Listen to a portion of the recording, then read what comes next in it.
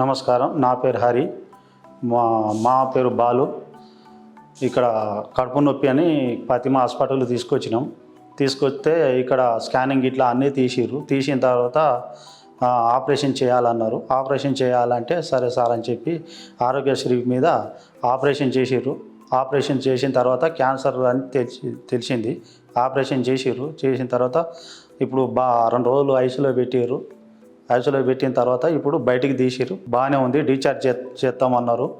బాగానే ఉంది, తీసుకోపోతామని చెప్పి మేము కూడా చెప్పిన తర్వాత ఇక మందులు గిట్లా అన్నీ రాసిచ్చి మంచిగానే చూసుకుందామని ఇక్కడ అవినేష్ సార్ గిట్లా బాగానే చూసుకున్నారు.